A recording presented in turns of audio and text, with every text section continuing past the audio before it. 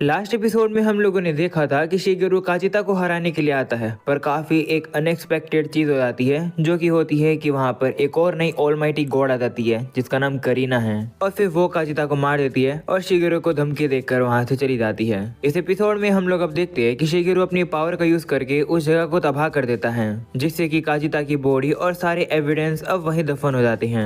अगले सीन में हम देखते हैं कि वो सभी लोग अब पार्टी कर रहे होते हैं, क्योंकि उन लोगों की इन्वेस्टिगेशन वाला मिशन पूरा हो गया। वहीं सभी लोग एंजॉय कर रहे होते हैं। दूसरी तरफ शिगेरू सोचता है कि हमने उस कसिनो वाले मिशन को करे हुए पूरे एक हफ्ते पूरे हो चुके हैं और तब से लेकर अब तक चीजें सेटल हो चुकी हैं और रिवॉर्ड के तौर पर हमें काफी सारा पैसा भी मिला है, पर इस पैसे को लेने में काफी दिक्कत हुई थी। इसके बाद हमें अब पास्ट का सीन दिखाया जाता है, जहाँ पर वो लोग अपने रिवॉर्ड का मनी लेने के लिए गए हुए थे, पर सेजी पैसे लेने से मना कर रहा होता है। वो कह रहा होता है कि हमने तो वो मिशन सिर्फ जस्टिस को करने के लिए किया। ये सुनकर शिगेरू से साइड में ले आता है और कहता है कि तुम मना क्यों कर रहे हो उन रिवॉर्ड को। इस पर सेजी कहता है कि लेकिन हमने ये सब पैसे के लिए थोड़ी किया था। तो शिगेरू कहता है कि हाँ वो तो है, पर हम लोगों ने मेहनत करी है, उसका ये लोग हमें कंपनसेशन दे रहे हैं। सीन अब वापस प्रेजेंट का आता है, जहाँ शिगेरू कहता है कि ये सारा पैसा अर्लिन और बाकी के दो हीरोज को मिलना चाहिए था, पर उन लोग की लोकेशन के बारे में किसी को नहीं पता है, इसलिए इन पैसों को हमें दे दिया गया है क्योंकि हम सभी चीजों में इन्वॉल्व थे। दूसरी तरफ सेजी अब कहने लगता है कि काचिता की क्या किस्मत है, जो कैसल उसने बनाया था वो कैसल उसी के ऊपर ही गिर गया। ये सुनकर शिगेरू भी अब सोचने लगता है कि मैंने सभी लोगों को ऐसे दिखाया है कि काचिता एक एक्सीडेंट की वजह से मरा है, क्योंकि असली में उसे मारने वाली वो दूसरी ऑलमाइटी गॉड करीना है। मैंने अपनी पार्टी को ना ही करीना के बारे में ना ही उस ऑर्गेनाइजेशन के बारे में बताया है। वहीं पर सेका कहने लगती है कि हम लोग अब काफी अमीर हो गए हैं, चलो डिसाइड करते हैं कि इस पैसे को कैसे यूज करना है। सेजी भी अब कहने लगता है कि सही में हमें काफी सारा पैसा मिला है, एक तो रिवॉर्ड का पैसा हमें मिला है और सेका ने कसिनो में जीता था वो वाला पैसा भी हमें मिला है। सेजी उसे कहने लगता है कि पैसा पानी की तरह बहता है, इसलिए तुम इसे संभल कर यूज करना।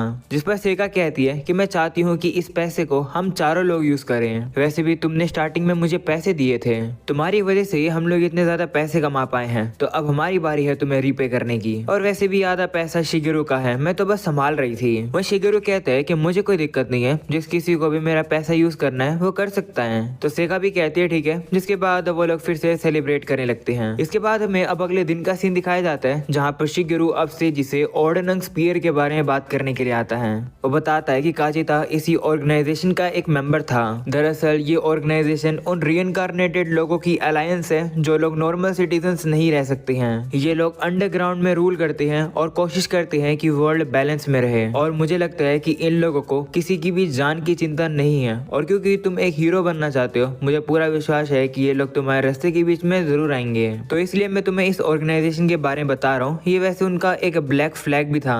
मुझे लगता है कि अगर हम लोग इस फ्लैग के बारे में लोगों से पूछेंगे तो हमें उस ऑर्गेनाइजेशन के बारे में पता चल सकता है। तो सेजी भी कहता है कि हाँ ठीक है यही करेंगे। तभी हम देखते हैं कि वहाँ पर काटो आ जाता है। वो ने बताता है कि क्या तुम्हें याद है वही अमीर कस्टमर जिसे तुमने कसिनो से बचाया था। दरअसल वो अपने टाउन में वापस जाना चाहता है, इसलिए वो अपने लिए एक बॉडीगार्ड ढूंढ रहा है। दरअसल वो एक कंपनी का प्रेसिडेंट है और वो सिजाने टाउन में रहता है, और उसकी जो कंपनी है वो वेपन्स बनाती है और बेचती है।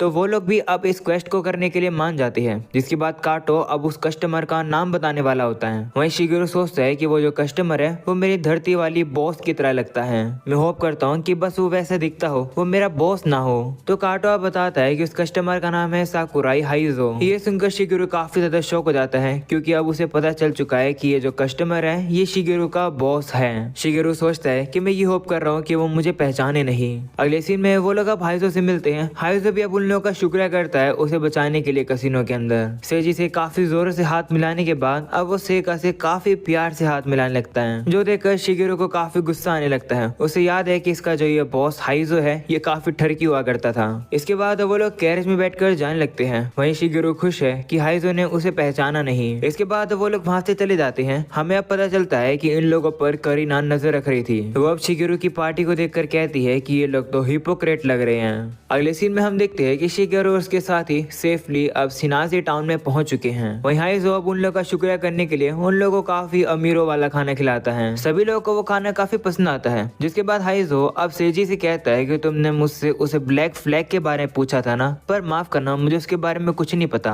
वहीं ये सुनकर सेका थोड़ी कंफ्यूज हो जाती है, क्योंकि उसे नहीं पता है कि यहाँ किसकी बात हो रही है। शिगेरू कहता है कि मैंने सेजी और रीजे को उस ऑर्गेनाइजेशन के बारे में बताया है, पर सेका को नहीं। तभी हाइजो कहता है कि शायद से मेरे एक एम्प्लॉय को इस फ्लैग के बारे में पता होगा, तो अगर तुम चाहो तो कल तुम मेरी कंपनी में आकर उससे पूछ सकते हो। तो सेजी भी मान जाता है। अगले सीन में अगले दिन अब वो लोग उसी कंपनी में आ जाते हैं जहाँ एक बंदा उनका वेलकम करता है। आज वो उनका गाइड होने वाला है और उसका नाम है सुजुकी। वो उन लोग को दिखाता है कि किस तरीके से कंपनी के अंदर प्रोडक्ट हाथों से ही बनते हैं, वो भी क्राफ्टमैन के द्वारा। वही रीजे और सेका काफी एक्साइटेड हो जाते हैं, वो तो और चीजों को देखने के लिए चले जाते हैं। पर अब सेजी और शिगेरू अब सुजुकी से उसी फ्लैग के बारे में पूछने लगते हैं। सुजुकी उसे देखकर कहता है कि इसे मैंने कभी नहीं देखा है, पर ऐसा ही कुछ सिमिलर मैंने देखा है। वह बताता है कि हम लोग कस्टम ऑर्डर्स भी लेते हैं और एक बार एक कस्टमर था जिसने एक ही बार में 1000 स्पीयर्स का ऑर्डर दिया था और उन लोग के कपड़े बिल्कुल इस फ्लैग की तरह ही लग रहे थे। पर उसके बाद वो कस्टमर गायब हो गया। जब मैंने ऑर्डर डिलीवर करवाया तब हम लोग उनके घर पर गए थे, पर हमने देखा कि वो घर पूरा खाली था। पड़ोसियों ने भी बताया कि ये घर हमेशा खाली ही पड़ा रहता था। ये सब सुनकर शिगेरू कहता है कि तुमने स्पीयर्स के बारे में बात करी है, तो क्या तुम्हें ऑर्डनंग स्पीयर के बारे में पता है? जिस पर सुजुकी कहता है नहीं। अगले सीन में रात हो जाती है जहाँ पर सेजी और शिगेरू बात कर रहे होते हैं, जहाँ सेजी अब शिगेरू से कहता है कि मैं एक कंपनी खोलने की सोच रहा हूँ क्योंकि मैंने हमारे फ्यूचर के बारे में सोचा। जरा देखो, सबसे पहली बात यह है कि हमारे पास इस समय पर काफी सारा कैश है। मुझे पता है कि इस दुनिया के अंदर बैंक है, पर इतनी सिक्योरिटी इस दुनिया के अंदर है नहीं, और ऊपर से वो ऑर्डनंग स्पीयर ऑर्गेनाइजेशन भी आ गई है, तो हमें नहीं पता कि क्या होने वाला है। इसलिए मैंने डिसाइड किया है कि हम लोग उनके अगेंस्ट जाएंगे। हम उन लोगों की मदद करेंगे जो कि अपनी स्पेशल नोट या फिर अपनी पावर को कंट्रोल नहीं कर पाते हैं। ऐसा करने से वो ऑर्डनंग स्पीयर को ज्वाइन नहीं करेंगे और बुरे नहीं बनेंगे। तो शिगेरू कहता है कि मुझे ये आइडिया पसंद नहीं आया क्योंकि ऐसा करने में काफी रिस्क है, क्योंकि इस दुनिया के अंदर स्पेशल नोट एग्जिस्ट करते हैं, तो पता नहीं कैसे तरीके के लोगों से हमारी मुलाकात हो जाए। तो सेजी कहता है कि इसलिए ही तो मैं एक ऐसी कंपनी बनाना चाहता हूँ जिसमें हम लोग स्पेशल नोट का ही फायदा उठाएंगे। मुझे पता चल चुका है कि स्पेशल नोट काफी खतरनाक होते हैं। एक बार तुमने उसमें जो कुछ भी लिख दिया तुम उसे फिर से एडिट नहीं कर सकते हो। तुम्हारा स्पेशल नोट तुम्हें कंट्रोल कर लेता है, तुम उसे रोक नहीं पाते हो। तो मैं ऐसे ही लोगों को बचाना चाहता हूँ जो लोग अपनी स्पेशल नोट को कंट्रोल नहीं कर पाते हैं। मैं ऐसा रास्ता ढूंढना चाहता हूँ कि मैं उनकी मदद कर पाऊँ और उनका दोस्त बन पाऊँ। तो शिगेरू कहता है कि नहीं, अभी भी मैं तुम्हारे आइडिया के खिलाफ हूँ। ऐसा ही इसलिए क्योंकि तुम्हारे स्पेशल नोट की वजह से। तुमने अपने स्पेशल नोट में लिखा है कि तुम कभी भी अपने दोस्त को उदास नहीं होने दोगे। एक बार सोच कर देखो, जिस कंपनी में तुम लोगों को बुलाओगे उसी कंपनी के वो एम्प्लॉय जब बन जाएंगे तो वो तुम्हें धोखा दे देंगे, तब तुम क्या करोगे? जबकि वो तुम्हारे तब दोस्त भी बन जाएंगे। तुम्हारे स्पेशल नोट की वजह से तुम उन लोगों को कुछ भी नहीं कर पाओगे। इसी का फायदा बुरे लोग उठाएंगे। जो सुनकर सेजी कहता है कि तो फिर मुझे क्या करना चाहिए? तो शिगेरू कहता है कि ये मैं काफी समय से सोच रहा था और मुझे लगता है कि तुम्हें एक राजा बनना चाहिए। वैसे भी तुम एक कंपनी के प्रेसिडेंट रह चुके हो, तो मुझे लगता है कि तुम्हारे लिए ऐसा कर पाना इतना भी मुश्किल होगा। सबसे पहले तुम्हें उन लोगों को इकट्ठा करना होगा जिन पर तुम अच्छे से विश्वास कर पाओ। तुम उन्हें कह सकते हो कि वो सिटीजन्स को संभाले और तुम दूर से खड़े होकर उन लोगों को देख लो। उन पर तुम ऊपर से ही नजर रखो। ऐसा करने से तुम्हारे स्पेशल नोट तुम्हारे बीच में नहीं आएगा। पर हम लोग अब देखते हैं कि सेजी तो कुछ और ही समझ जाता है। वो कहता है कि शिगेरू, मैं समझ गया कि तुम चाहते हो कि मैं कंपनी को इस तरीके से चलाऊं। मुझे एक प्रेसिडेंट को हायर करना होगा और फिर प्रेसिडेंट एम्प्लॉयज को हायर करेगा। शुक्रिया मुझे कंपनी का ये कमाल का आइडिया देने के लिए। मुझे काफी खुशी है कि मैंने तुमसे इसके बारे में बात करी। वहीं शिगेरू सोच रहा होता है कि लेकिन मैंने तो ऐसा कुछ कहा ही नहीं। शिगेरू अब ये भी सोचने लगता है कि वैसे ऐसी कंपनी को खोलना एक बुरा आइडिया नहीं है। वहीं सेजी कहता है कि मैंने डिसाइड कर लिया है कि मैं ऐसी ही कंपनी खोलूंगा, इसलिए मैं चाहता हूँ कि तुम कंपनी के फाउंडिंग मेंबर में से एक बनो, क्योंकि तुम पर मैं विश्वास कर सकता हूँ। ये सुनकर शिगेरू भी काफी हैरान हो जाता है। वह उसे कहने लगता है कि मैं एक ऐसा बंदा नहीं हूँ जिसे कंपनी में रहना चाहिए। ये मेरे स्पेशल नोट की वजह से है, क्योंकि जब भी मैं पैसे को टच करता हूँ वो गायब हो जाता है। तो हमारी कंपनी जितना भी पैसा कमाएगी, एक बार अगर मैं पैसे को छू लूंगा तो सारा पैसा खत्म हो जाएगा। इसलिए मेरे को कंपनी में रखना थोड़ा सा रिस्की हो जाएगा। जब हम लोग पहली बार इस दुनिया में आए थे तब भी तुमने नोटिस कर लिया होगा कि मैंने अपने पैसे तुम लोग को क्यों दे दिए थे। इसलिए माफ करना, मैं नहीं चाहता हूँ कि तुम लोग रास्ते पर आ जाओ, इसलिए मैं तुम्हारी कंपनी ज्वाइन नहीं करूंगा। ये सुनकर अब सेजी कहता है कि अगर ऐसी बात है तो तुम अपने स्पेशल नोट का यूज करके हमारे सारे पैसे को गायब कर दो।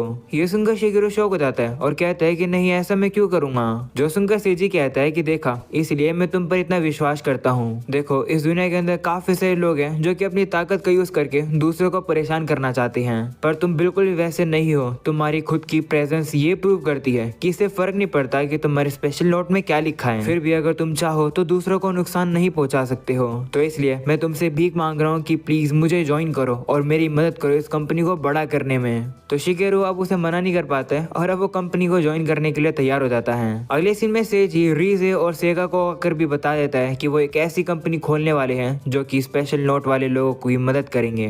सेजी कहता है कि ऐसे करके हम लोग एक काफी खतरनाक ऑर्गेनाइजेशन की अगेंस्ट जाएंगे, मैं तुम लोग को फोर्स नहीं करूंगा। वहीं सेका कहती है कि मैं तुम्हारी पार्टी की मेंबर हूँ तो मुझे तुम्हारी कंपनी ज्वाइन करने दो, इससे फर्क नहीं पड़ता कितना भी खतरा हो। वहीं अब रिजे भी कहने लगती है कि हाँ मैं भी ज्वाइन करूंगी। ये सुनकर सेजी काफी ज्यादा खुश हो जाता है और वो उन लोगों का शुक्रिया करता है। अगले सीन में हम लोग अब देखते हैं कि वो लोग अभी इस जगह से चले जाते हैं और अब पूरा 1 महीना बीत जाता है और अब फाइनली उन लोगों ने अपनी कंपनी शुरू कर ली है। सेजी सभी लोगों को इस कंपनी के प्रेसिडेंट से मिलवाता है। उसे देखकर शिगेरू शॉक हो जाता है और कहता है कि ये कौन है। तो सेजी कहता है कि ये काई है। जब हम लोग कैसीनो में गए थे तो इसी ने ही इन्फॉर्मेशन इकट्ठी करके दी थी। दरअसल तब मैंने ही काई को हायर किया था इन्फॉर्मेशन इकट्ठी करने के लिए। मैंने शिगेरू की एडवाइस मानी है और मैं पूरी कंपनी की मैनेजमेंट काई पर छोड़ दूंगा।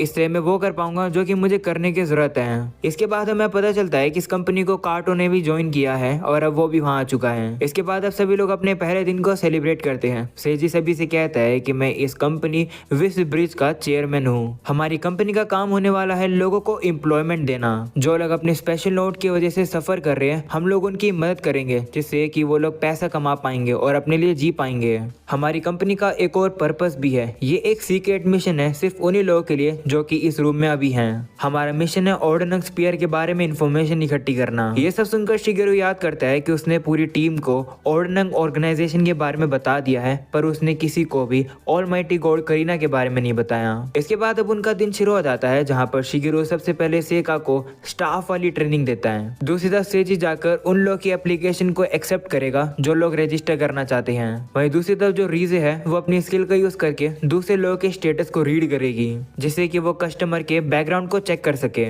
शिगेरू अब कहता है कि हमें ऑर्डिनेंस स्पीयर के बारे में अभी तक इन्फॉर्मेशन नहीं पता चली है पर हमारा बिजनेस अच्छे से चल रहा है। अगले सीन में कस्टमर को दिखाया जाता है जो कि काफी परेशान होता है। वो कहता है कि मैंने अपने स्पेशल नोट में लिखा था कि मुझे पैसा नहीं चाहिए, मैं काफी परेशान हो गया था, मेरी फैमिली के अंदर बस इनहेरिटेंस की लड़ाई चलती आ रही थी इसलिए मैंने ऐसा लिखा। जो सुनकर सेका कहती है कि अगर ऐसी बात है तो पैसा मत रखो ना, एग्जाम्पल के तौर पर तुम हमें कोई आइटम वगैरह दे देना और बदले में हम तुम्हें गुड्स वगैरह दे देंगे, जैसे बार्टर सिस्टम होता है। ये सुनकर वो बंदा काफी खुश हो जाता है कि ये चीज भी काम कर सकती है। इसके बाद वो बंदा वहां से चला जाता है। वहीं शिगेरू अब सेका से काफी इंप्रेस होता है। वो याद करता है कि किस तरीके से सेका पहले हमेशा रोती ही रहती थी पर अब वो काफी ज्यादा डिपेंडेबल हो चुकी है। इसके बाद अब अगले कस्टमर की बारी आती है जो कि एक लेडी होती है। वहीं शिगेरू अब जैसे उस लेडी को देखता है वो अब काफी ज्यादा ही डर जाता है। उसे खुद नहीं पता चल रहा है कि आखिर उसे इतना डर क्यों लग रहा है। और अब इसी के साथ ये एपिसोड यहीं खत्म हो जाता है। उम्मीद है कि तुम लोग को ये एपिसोड पसंद होगा। पसंद हो तो लाइक कर देना, चैनल पर नहीं हो तो सब्सक्राइब कर देना। मिलते हैं नेक्स्ट वीडियो के अंदर, तब तक के लिए बाय बाय।